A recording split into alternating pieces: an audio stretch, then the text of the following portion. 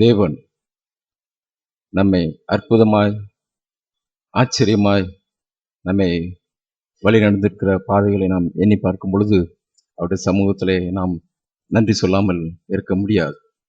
நாம் பாடல் படித்தது போல நிலையில்லா உலகு, நிஜமில்லா உறவு, நிலையான ஒன்றும் நமக்கு இங்கே இல்லை. நேற்றும் இன்றும் மாறாத தெய்வம் நீர் மட்டும் போதும். அதுதான் இந்த உலக வாழ்க்கையிலே நமக்கு சேவையானது ஒன்றாக இருக்கிறது.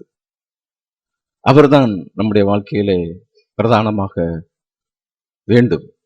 வேறு எதுவுமே இந்த உலகத்தில் நமக்கு தேவையில்லை.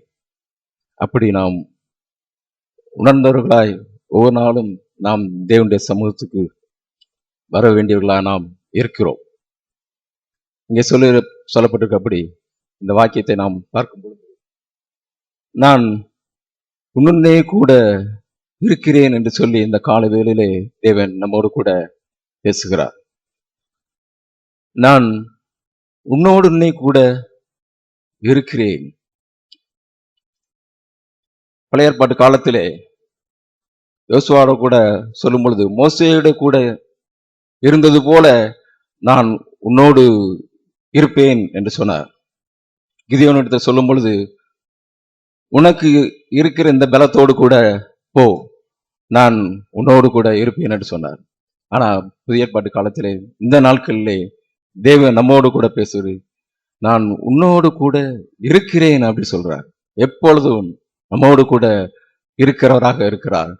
இதை உணர்ந்தவர்கள் எத்தனை பேர்களோ, தேவன் நம்மோடு கூட சதா காலம் நம்மோடு கூட இருக்கிறார். என்றைக்கு நாம் தேவனுடைய சமூகத்திலே நம்மை ஒப்பு கொடுத்தோமோ, அவரை ஏற்றுக்கொண்டு ஒப்பு கொடுத்தோமோ, அந்நாளில் இருந்து கூட தேவன் நம்மோடு கூட இருக்கிறார். அதான் சொல்றார், நீ என்னை ஏற்றுக்கொண்டு உன்னுடைய வாழ்க்கையை என்னிடத்திலே ஒப்பு கொடுத்தது முதல் நாள் கொண்டு நான் உன்னோடு கூட இருக்கிறேன் என்று சொல்றார். இந்த நாள் மட்டும் நம்மோடு கூட இருக்கிறார். நாம் விரும்பினாலும் விரும்பாவிட்டாலும் அவர் நம்மோடு கூட இருக்கிறார். ஏனென்றால் நாம் ஒரு நாளிலே நம்மை அவருக்கு ஒப்பு கொடுத்திருக்கிறோம். அவரை ஏற்றுக்கொண்டு அவரிடத்தில் நம்மை அர்ப்பணித்திருக்கிறோம். அன்றைக்கு சொன்ன வாக்குறுதியை இந்நாள் மட்டும் அவர் மாற்றவே இல்லை. இஸ்ரேல் ஜனங்கள் அன்று கூக்குரலிட்டார்கள். இஸ்ரேல் ஜனங்களுடைய அடிமைத்தனத்திலிருந்து மீட்கும்படியாக மோசையை கொண்டு தேவன் இஸ்ரேல் ஜனங்களை மீட்டு கொண்டு வந்தார். அநேக வேளைகளிலே அவர்கள் வனாந்தரத்திலே அவர்களுக்கு கோபம் மூட்டினார்கள். ஆனாலும் அவர்களை தேவன் வெறுத்து தள்ளவில்லை. வாக்கு கொடுத்த தேசத்துக்கு கடைசியில கொண்டு வந்து சேர்த்தார்.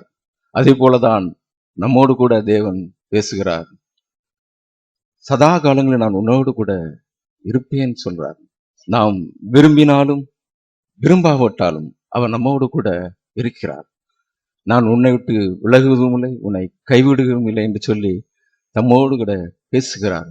அதை உணர்ந்தவர்கள் உரத்த சத்தமாய், விசுவாசிக்கிறவர்கள் உரத்த சத்தமாய் நாம் ஆண்டவருக்கு அல்லேலூயா சொல்லுமா? அல்லேலூயா.